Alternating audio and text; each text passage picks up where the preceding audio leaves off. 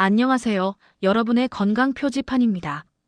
오늘 이야기, 많은 분들이 겪고 계신 고민입니다. 바로 시작하겠습니다. 특히 60대 이후라면 이거 혹시 나도 하고 마음 한쪽에 불안함이 생기는 그런 주제죠. 바로 골다공증 이야기입니다.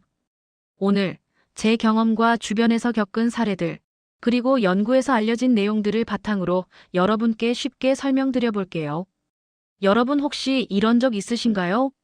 무거운 걸 들지도 않았는데 허리가 욱하고 아프다든지 그냥 길을 걷다가 살짝 비틀렸을 뿐인데 발목이나 손목에 금이 갔던 경험, 혹은 친구나 가족 중에 작은 충격에도 골절이 생겨서 깜짝 놀랐던 분들. 나이가 들면 누구나 뼈가 약해질 수 있다는데 정확히 왜 그런지, 그리고 우리가 지금 무엇을 해야 하는지 잘 모른 채 막연한 두려움만 쌓이는 경우가 참 많습니다. 사실 골다공증은 갑자기 어느 날 딱 하고 생기는 병이 아니에요. 우리 뼈는 마치 집 수리하듯 하루에도 수십 번씩 낡은 부분을 부수고 새로 채우는 작업을 반복하는데요. 이 균형이 깨지는 시점이 바로 폐경 이후입니다.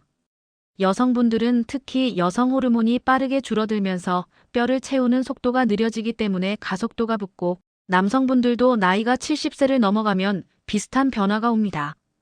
뼈는 우리 몸을 지탱하는 기둥이잖아요. 겉으로는 딱딱해 보이지만 안쪽은 벌집처럼 구멍이 있습니다. 이 구멍이 나이가 들수록 점점 넓어지고 약해지면서 작은 충격에도 금이 가기 쉬워지는 거죠. 그래서 키가 예전보다 조금 줄었다거나 허리가 구부정해졌다거나 오래 서 있으면 등이 뻐근한 느낌이 든다면 그것도 뼈 건강이 보내는 신호일 수 있습니다. 그런데 여기서 중요한 점.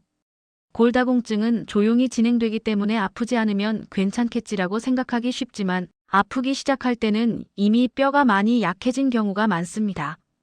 그래서 관리를 지금 시작해야 합니다.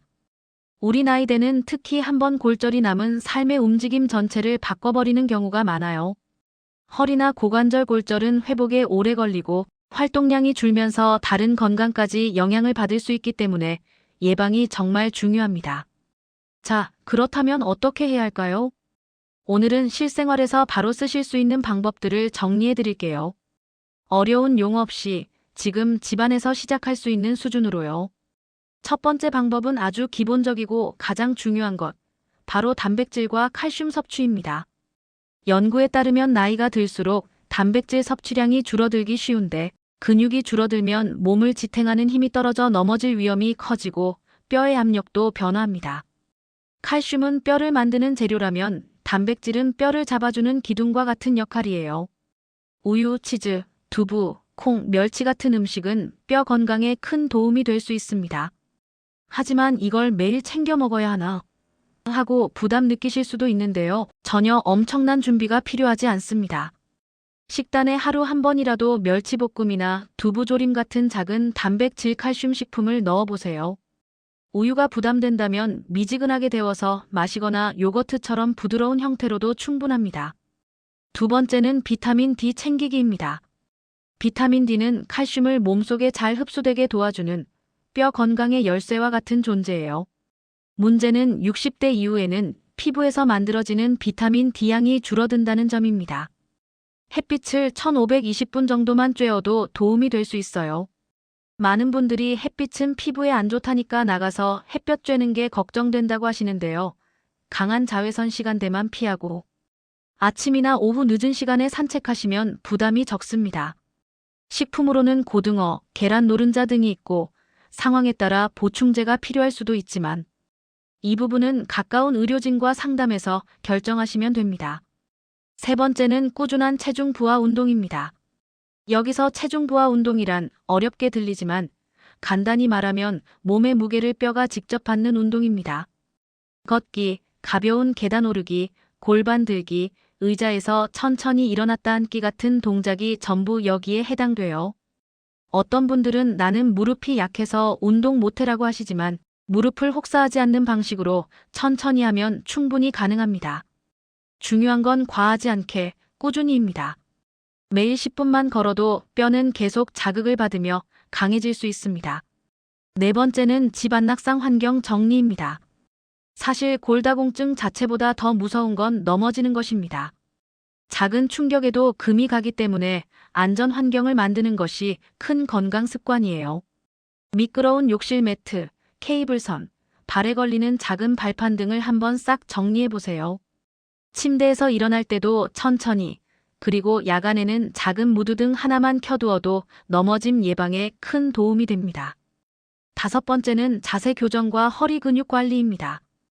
뼈는 단독으로 버티지 않고 근육과 함께 움직입니다. 허리를 굽히는 습관이 있으면 척추뼈가 압박을 받고 점점 더 약해질 수 있는데요. 가슴을 조금 펴고 턱을 살짝 당기는 것만으로도 척추에 가는 힘이 달라집니다. 또한 누워서 무릎을 세운 상태에서 골반을 살짝 말아 올리는 동작, 의자에서 천천히 일어나 앉기를 반복하는 운동은 허리 근육을 부드럽게 지켜주는데 도움이 될 수 있습니다. 여기까지 실천법을 말씀드렸는데 도대체 무엇을 먼저 해야 할까 하고 고민되실 수 있죠. 그래서 오늘부터 바로 할 수 있는 아주 간단한 뼈 건강 루틴을 알려드립니다. 아침에 일어나면 커튼을 열고 510분 가볍게 빛을 쬐입니다. 그리고 부엌에서 따뜻한 물 한 잔과 함께 칼슘이 들어간 음식을 조금이라도 챙깁니다. 요거트 한 숟가락도 괜찮아요. 점심 먹고 나서 집 근처를 10분만 산책합니다. 저녁에는 TV 보시면서 의자에서 천천히 일어났다 앉는 동작을 10번 정도만 해보세요.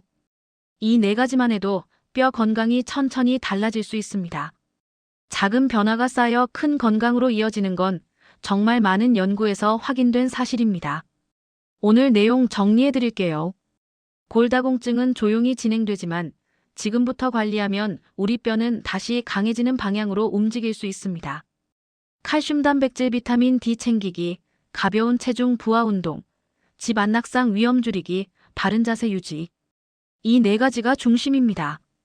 여러분, 나이 때문이라며 체념할 필요 없습니다. 몸은 우리를 배신하지 않아요. 우리가 주는 만큼 천천히 반응해 줍니다. 도움이 되셨다면 구독과 좋아요 부탁드립니다. 건강한 길 함께 걸어갑시다. 건강 표지판이었습니다.